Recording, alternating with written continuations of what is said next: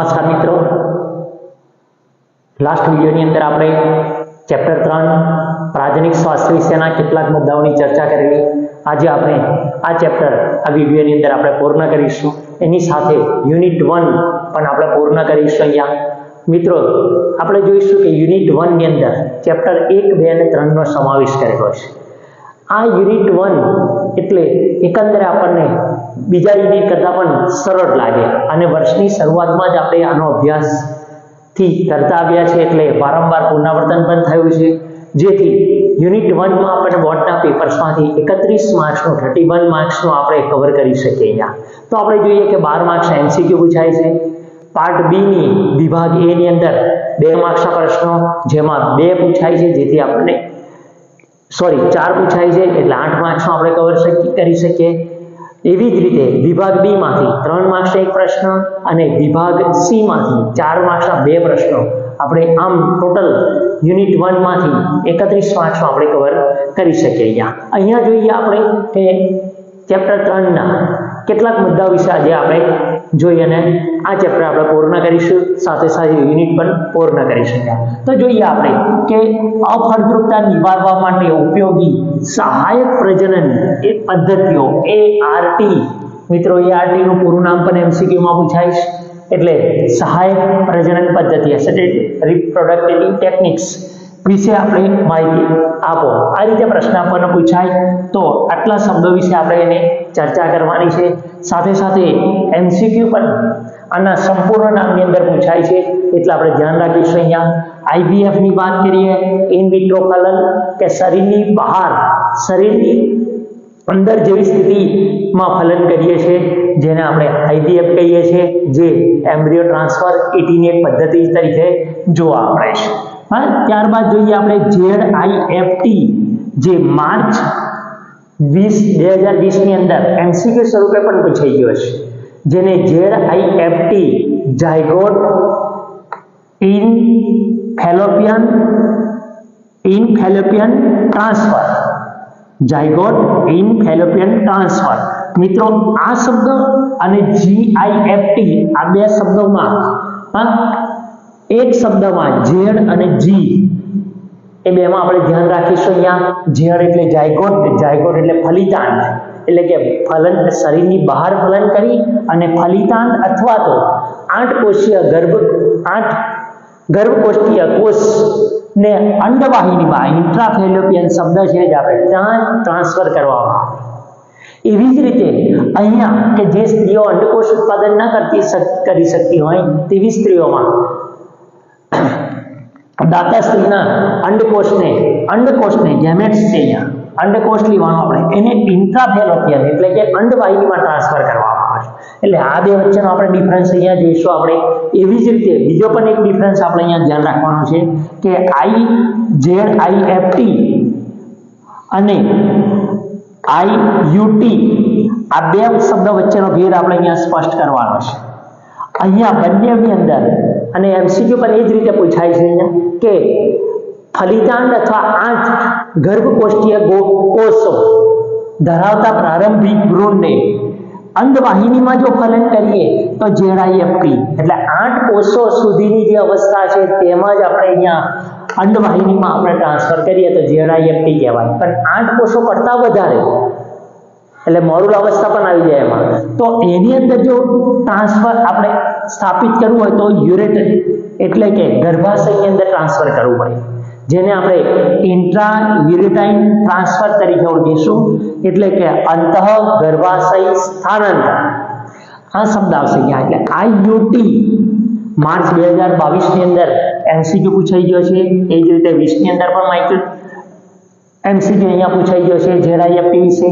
એટલે આ 3 શબ્દ વિશે ખાસ કાળજી રાખીશું આપણે મિત્રો, અને સંપૂર્ણ નામ પણ અહીંયા ધ્યાન રાખીશું.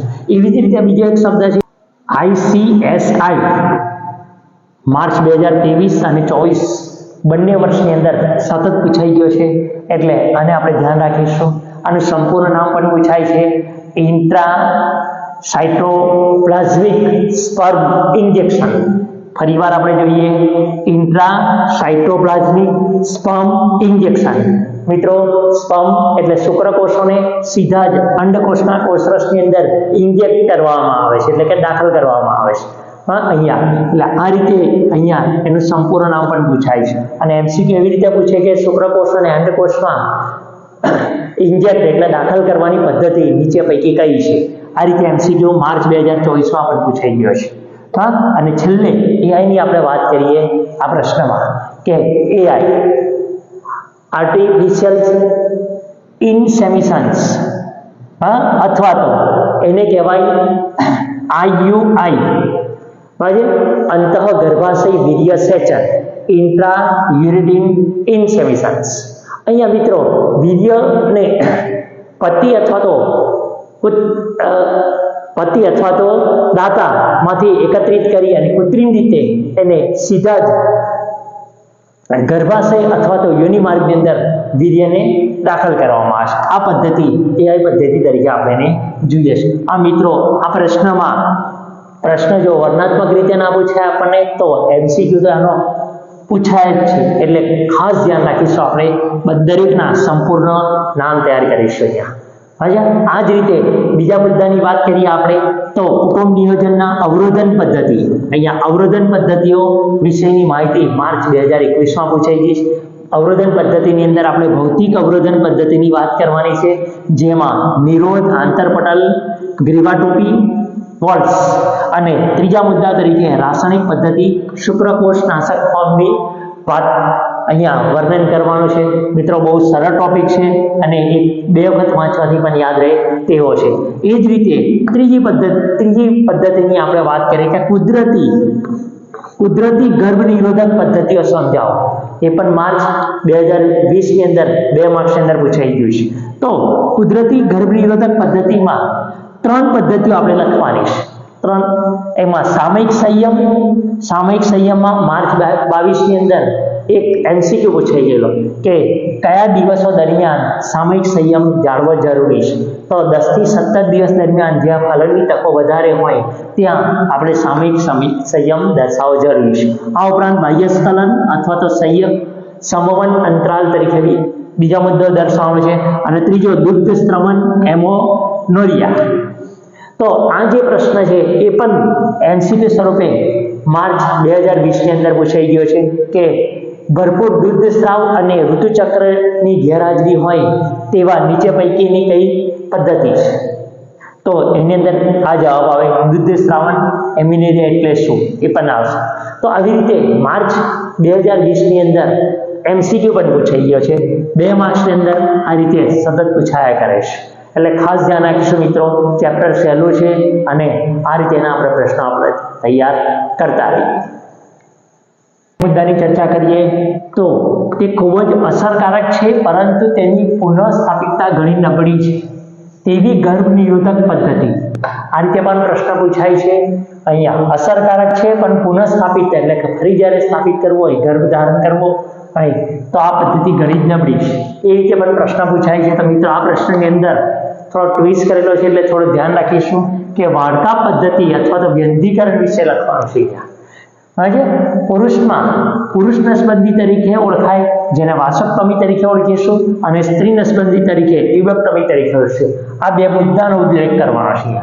તો પુરુષ નસબંધીની અંદર આપણે જોઈએ કે વૃષણ કોથળી પર નાનો કાપો મૂકી અને શુક્રવાહિનીને નાનો ભાગ દૂર કરવામાં આવે છે અથવા તો બાંધી દેવામાં આવે છે, જેથી શુક્રકોષોનું વહન ન થઈ શકે, જે વીર્યમાં શુક્રકોષોની ગેરહાજરીને કારણે ગર્ભસ્થાપન થવાની સંભાવનાઓ રહેતી નથી. તો આ રીતે આપણે દર્શાવવાનું છે. અહીંયા સ્ત્રીબંધી ટ્યુબેક્ટમીમાં યોનિમાર્ગ કાં તો ઉદર પ્રદેશમાં નાનો કાપો મૂકી અને અંડવાહિનીને નાના ભાગને દૂર કરવામાં આવે છે અથવા તો બંને બાજુની અંડવાહિનીને બાંધી દેવામાં આવે છે, જેથી અંડકોષનો પ્રવેશ ગર્ભાશય સુધી ન થવાને કારણે ફલનની સંભાવનાઓ રહેતી નથી. મિત્રો આ પ્રશ્નની અંદર વાડકા પદ્ધતિ બી પૂછાય છે અથવા વ્યંધીકરણ તરીકે બી પૂછાય અથવા તો બંને પુરુષની નસબંધી અને સ્ત્રી નસબંધીનો તફાવત પણ અહીંયા પૂછાય છે. તફાવતને બંને ટોપિકના 4 મુદ્દા આપવા જરૂરી બને છે. એવી જ રીતે બીજા એક પ્રશ્નની આપણે અહીંયા જોઈએ કે આદર્શ ગર્ભ નિરોધક કેવું હોવું જોઈએ. મિત્રો આમાં પણ આપણે 4 મુદ્દા લખીશું, 2 માર્ક્સ મળે આપણને. એક, ઉપયોગ કરનારના હિતોનું રક્ષણ થવું જોઈએ. બીજો મુદ્દો છે સરળતાથી પ્રાપ્ત થાય તેવું ગર્ભ નિરોધક હોવું જોઈએ. ત્રીજામાં અસરકારક અને પ્રતિવર્તી રીતે ઓછામાં ઓછી આડઅસર દર્શાવતો હોવું જોઈએ. અને ઉપયોગ કરનારની કામેચ્છા અથવા ઉત્તેજના જાતીય સમાગમમાં અવરોધરૂપ ન હોવું જોઈએ. આવું ગર્ભ નિરોધક હોય જેને આપણે આદર્શ ગર્ભ નિરોધક તરીકે ઓળખીએ છીએ. મિત્રો 4 મુદ્દા અહીંયા દર્શાય છે. આમ આપણે આજે વિડીયોની અંદર આ ત્રીજો ચેપ્ટર પ્રાજનિક સ્વાસ્થ્ય ને આપણે અહીંયા પૂર્ણ કરીશું. એની સાથે સાથે અગાઉ કીધું તેમ યુનિટ 1 પણ પૂર્ણ કરીશું, જે 31 માર્ક્સનું છે. મિત્રો બધા જ ટોપિકના વિસ્તૃત જાણકારી માટે નીચે ડિસ્ક્રિપ્શનમાં લિંક આપેલી છે.